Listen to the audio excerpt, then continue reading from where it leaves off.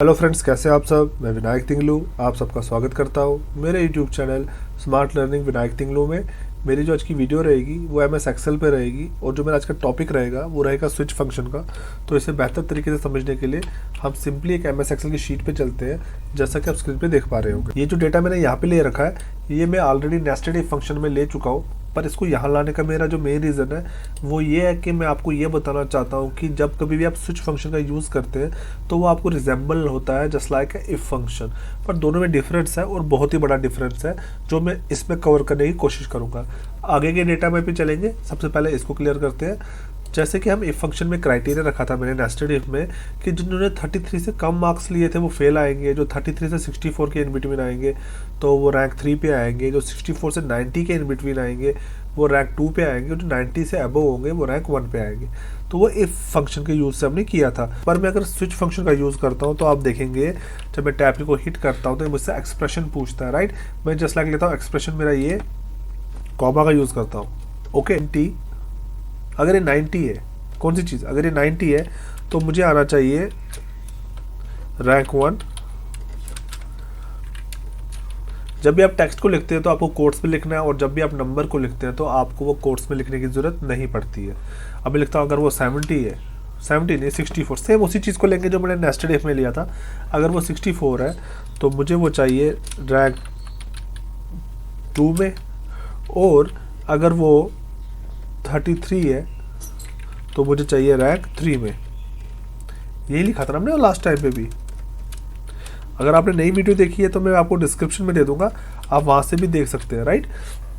इतना लिखने के बाद जब मैं एंटर की को हिट करता हूँ, यस करता हूँ, तो नॉट अवेलेबल दिखाता है मुझे, राइट। और इस पर मैं यहाँ पे डबल क्लिक करता हूँ तो आपको दिखेगा 90 को रैंक 1 दिखा रहा है ये, और यहाँ पे भी रैंक 1 दिखा रहा है, बाकी हर चीज़ को ये नहीं दिखा रहा है। ये क्यों इसको नॉट अवेलेबल दिखा रहा है? क्योंकि स्विच फंक्शन में मैंने सिर्फ 3 नंबर लिए, 90, 64 एंड 33, राइट।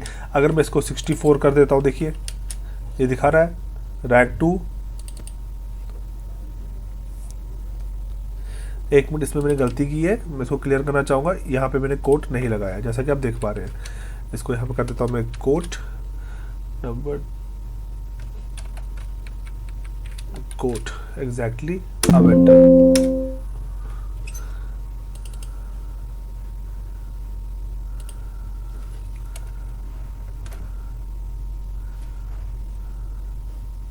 Okay enter. अब मैं इसको यहाँ पे डबल क्लिक करता हूँ तो देखिए 64 रैंक 2 पे आ रहा है, 90 रैंक 1 पे आ रहा है। दूसरा क्राइटेरिया हमने क्या रखा था अपना 33 का, राइट। अब मैं अगर यहाँ कहीं पे भी 33 लिखता हूँ, जस्ट लाइक मैं यहाँ पे ही 33 लिखता हूँ तो ये मुझे दिखाता है रैंक 3।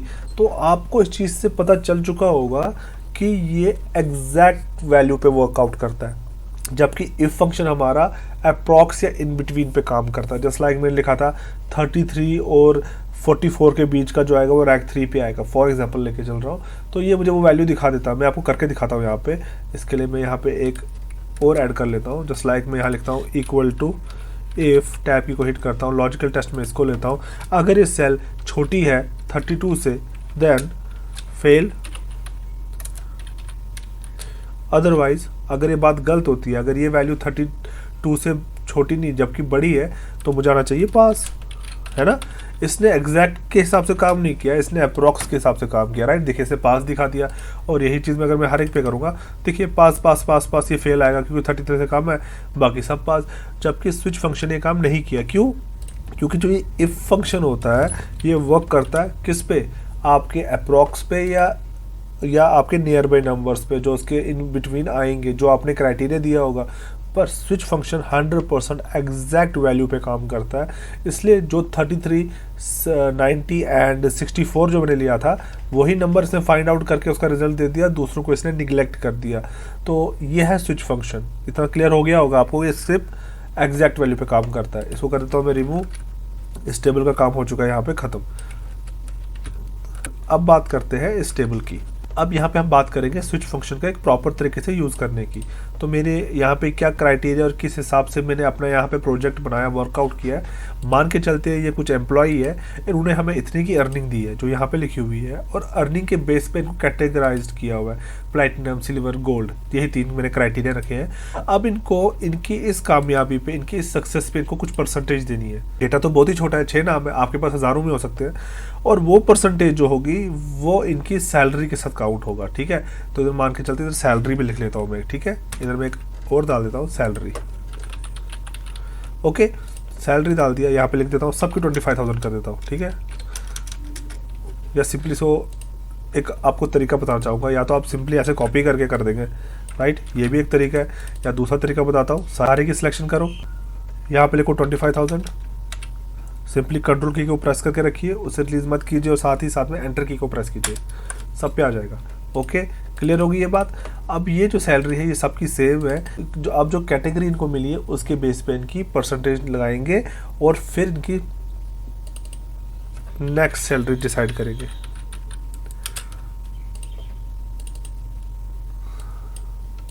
Okay, clear. तो यहाँ पे आप लिखेंगे इक्वल टू स्विच, टैब की को हिट करेंगे, एक्सप्रेशन में हमारी कैटेगरी रहेगी क्योंकि ये एग्जैक्ट है, ये चेंज नहीं हो सकती है ना, क्योंकि ये तो ऐसा नहीं है ना कोई नंबर हम बोलेंगे 30 और 40 के इन बिटवीन है, ये तो एग्जैक्ट वैल्यू देगा आपको। तो इसको करेंगे कॉमा, पहली वैल्यू रखूँगा मैं platinum, PLATINUM platinum, quote close, comma. मैं चाहता हूँ जो लोग प्लैटिनम कैटेगरी पे आए हैं उनको 8% का जो सैलरी है वो इंक्रीज़ हो जाए, हाइक हो जाए, और जो लोग गोल्ड पे है ओके उनको 4% का हाइक मिले, और जो लोग सिल्वर पे हैं कॉमा उनको 2% का, ओके 2% का कर देते और कर देते हैं enter.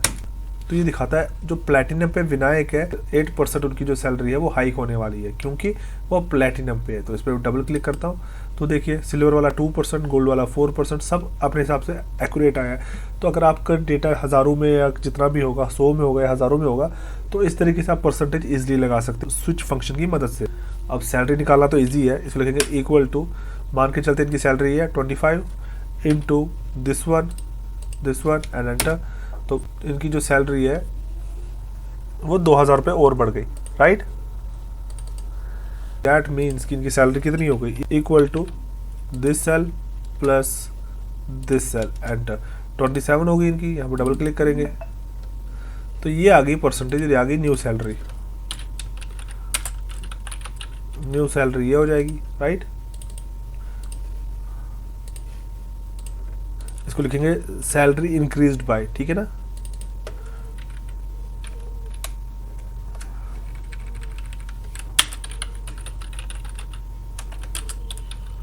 Salary increased by, okay, clear हो गया। तो इस तरीके से आप स्विच फंक्शन का यूज़ करके अपने काम को इजी कर सकते हैं। तो ये तो रहा अब हमारा एक सिंपल तरीका स्विच फंक्शन का यूज़ करने का। अब बात करते हैं कि हम VLOOKUP को कंबाइन कैसे कर सकते हैं स्विच फंक्शन के साथ और अपने वर्कआउट को कैसे कर सकते हैं। शीट 2 पे चलते हैं। यहाँ पे आप देख रहे हैं मैंने ग्रुप और एम्प्लॉय आईडी का यूज़ किया है, जबकि VLOOKUP पे जो मैंने वीडियो ऑलरेडी बनाई है उसमें सिर्फ एक ही चीज़ थी जिस पे वर्कआउट करके मेरे को सारी डिटेल मिल रही थी। अगर आपने वीडियो नहीं देखी है तो डिस्क्रिप्शन में उसका लिंक मिल जाएगा, आप वहाँ से भी VLOOKUP की वीडियो देख सकते हैं। जैसे कि आप देखते हैं यहाँ पे मैंने ग्रुप C लिया और एम्प्लॉय आईडी 4 लिया है। तो C ग्रुप कहाँ पर है, ये ग्रुप A है, ये ग्रुप B है, ये ग्रुप C है। C में 4th नंबर पे कौन है एम्प्लॉय आईडी पे, Anil, 42 years of age and Katra. Same यहीं पे भी मिल रहा है आपको वो। अगर मैं C को B कर देता हूँ तो B पे मुझे संजीव दिखाता है जिसकी उम्र 25 साल और बिलावर है। चेक करें B में 4th नंबर पे कौन है, देखिए संजीव, 25, बिलावर। ये 4 नहीं, हर एक जगह पे वर्क करेगा जस्ट लाइक 1, एंटर। दिखाता है रमन 18 साल का और सांबा में रहते हैं, जैसा कि आप यहाँ पे देख पा रहे होंगे। तो कैसे मैंने किया VLOOKUP और स्विच फंक्शन की मदद से ये, तो इस पर वर्कआउट करते हैं। तो इसको कर देता हूँ सबसे पहले मैं रिमूव। ओके, अब मैं यहाँ पे लिखता हूँ इक्वल टू VLOOKUP, टाइप की को हिट करता हूँ। लुकअप वैल्यू मुझसे पूछी जाती है तो मैं लुकअप वैल्यू में एम्प्लॉय आईडी दूंगा, राइट। कॉमा का यूज करूंगा। अब मुझसे पूछता है टेबल एरे, स्विच, टैब की को हिट करेंगे, इस सेल को लेंगे ग्रुप को, कॉमा करेंगे, उसके बाद वैल्यू में लिखेंगे आप A, क्योंकि आपका ABC 3 ही ग्रुप है ना ये जो मैंने इधर ड्रॉप डाउन लिस्ट में रखा है। तो मैं लिखूंगा A, फिर मुझे वहाँ से रिजल्ट क्या चाहिए, A में मैं इस वाले की सिलेक्शन करूँगा कुछ इस तरीके से, ठीक है। फिर मैं कॉमा का यूज़ करूँगा, कॉमा के बाद में फिर लिखूँगा कोट्स के अंदर B, बी के बाद फिर कोट फिर क्लोज करूँगा, फिर कॉमा का यूज़ करूँगा। इस बार मैं ग्रुप बी की सिलेक्शन करूँगा कुछ इस तरीके से, ठीक है। फिर कॉमा का यूज़ करूँगा, फिर लिखूँगा सी। ये सी जो है, बी और ए क्या है, ये वैल्यू है, जो डिफ़ॉल्ट और वैल्यू, ठीक है, ये वैल्यू है। और जो टेबल की मैं सिलेक्शन कर रहा हूँ वो रिजल्ट है, इस चीज़ का ख्याल रखिएगा। कॉमा, तो देखिए यहाँ पे रिजल्ट पूछा है तीसरे का, तो तीसरे का रिजल्ट लूँगा मैं ये, ओके। ब्रैकेट क्लोज करूँगा क्योंकि स्विच फंक्शन का काम यहाँ पे ख़त्म होता है। कॉमा का यूज़ करता हूँ। अब मुझसे पूछता है कॉलम इंडेक्स नंबर। अब वी लुकअप वाले जो जानते होंगे वी लुकअप का यूज़ कैसे करते हैं, तो उनको पता है कि यहाँ पे मैंने 2 प्रेस करना है, क्योंकि यहाँ पे नेम है, नेम सेकंड कॉलम में आ रहा है, तो मैं सिंपली यहाँ 2 प्रेस करूँगा। और जिन लोगों को समझ नहीं आ रहा है वो मेरे वी लुकअप की वीडियो देख लीजिएगा, आपको समझ आ जाएगा। 2 के बाद मैं कॉमा प्रेस करता हूँ, तो एग्जैक्ट मैच चाहिए मुझे, तो एग्जैक्ट मैच के लिए हम क्या प्रेस करते हैं, 0 लेंगे, क्लोज करेंगे और सिंपली करता हूँ मैं एंटर। तो मुझे दिखाता है बी में एम्प्लॉय आईडी 1 पे है नमन, देखिए यहाँ पे यही है। अब मैं आपको पहले एक बात बताना चाहूँगा, आप इसको फ्रीज कर दीजिएगा, पूरे के पूरे डेटा को यहाँ पे भी फ्रीज कर दीजिएगा, कुछ F4 प्रेस करके, यहाँ पे भी फ्रीज कर दीजिएगा F4 प्रेस करके और एंटर, ठीक है। अब रमन आ गया, इसी डेटा को कॉपी कर लीजिए, Ctrl A Ctrl C and enter. अब आपको यहाँ पे इसको डालना है, Ctrl V कर लीजिए, जो यहाँ पे 2 है वो अब यहाँ पे 3 हो जाएगा। क्यों हो जाएगा, क्योंकि ये जो आपका कॉलम आएगा एज का वो 3rd नंबर पे आता है, राइट। एंटर, तो देखिए 18 साल दिखा रहा है। सिमिलरली यहाँ पे क्या आएगा, 4 आएगा, ठीक है। कहाँ पे, यहाँ 2 की जगह पे आपने सिर्फ 4 लिखना है, राइट। एंटर, और यहाँ पे भी आपने यही चीज़ करनी है, यहाँ पे आपने इसको काट के 5 लिखना है, राइट, और एंटर। सॉरी कुछ मिस्टेक हुई है, ओ स्टार लग गया इसके आगे, तो इसको यहाँ से रिमूव कर देता हूँ और यहाँ पे कॉमा का यूज़ करता हूँ और एंटर। तो देखिए मिल गया। अब आप यहाँ पे एक चीज़ सोच रहे होंगे, मैंने यहाँ पे अगर सब कॉपी पेस्ट करके करना था तो मैंने फिर इनको लॉक क्यों किया, फ्रीज क्यों किया। तो फ्रीज इसलिए किया जाता है ताकि ड्रैग करते वक्त कोई परेशानी ना आए। तो मैंने फ्रीज क्यों किया, तो मैं आपको ये बताना चाहता हूँ कि अगर आपके एक ही शीट पे सारा वर्कआउट है तो आपको फ्रीज करने की ज़रूरत नहीं है। और मान के चलते हैं अब यहाँ पे 3 शीट्स क्रिएट करते हैं, 1, 2 एंड 3 ऐसे, और उनका नाम रखते हैं group A, group B and group C. मतलब ये वाला शीट आप यहाँ से उठा के इस वाली शीट में ले जाओगे ग्रुप ए में, फिर दूसरी शीट बनाओगे ग्रुप बी में, तीसरी शीट बनाओगे ग्रुप सी में, वहाँ पे काम आता है। और वहाँ पे आपको क्या करना पड़ता है, आपको इनको एज ए टेबल में कन्वर्ट करना पड़ता है, क्योंकि ये भी टेबल में कन्वर्ट नहीं है। टेबल में कन्वर्ट करने के 2 तरीके होते हैं, ऐसे तो 3 है, मैं तीनों बता देता हूँ।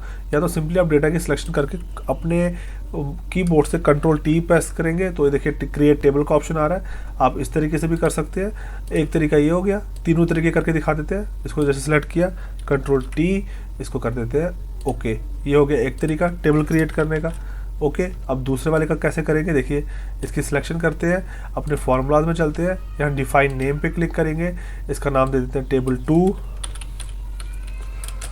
2 and okay. The centre of the name is not correct, okay, इसमें स्पेस नहीं देनी है, ठीक है। इसको क्लोज कर दीजिए और कर दीजिए टेबल 2, ये दूसरा क्रिएट हो गया। और तीसरा टेबल क्रिएट करने का तरीका है, सिंपली आप होम पे जाए, फॉर्मेट टेबल पे क्लिक करें और कोई भी कलर चूज कर ले, just like this one and okay. ये तीनों तरीकों से आपने इनको टेबल में कन्वर्ट कर दिया है, ठीक है। अब बात करते हैं इधर इस फंक्शन की, ठीक है। इधर मैं इसको रिमूव कर दूं पूरे के पूरे को, क्योंकि इस पर फिर से वर्कआउट करेंगे।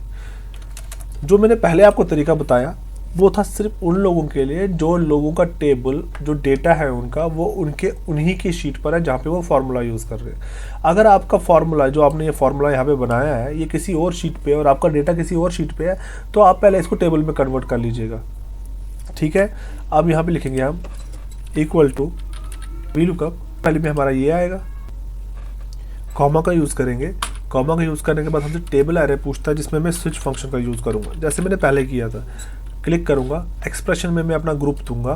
ग्रुप देने के बाद मुझसे वैल्यू पूछता है, वैल्यू तो मेरी वही 3 आएंगी ना, ABC, जो ग्रुप मैंने यहाँ बनाए हैं, group A, group B and group C. और ग्रुप में यहाँ पे लिखा भी मैंने ABC ये सिर्फ, तो ग्रुप में आप पहला लिखेंगे A, कोट्स को क्लोज करेंगे, कॉमा का यूज़ करेंगे।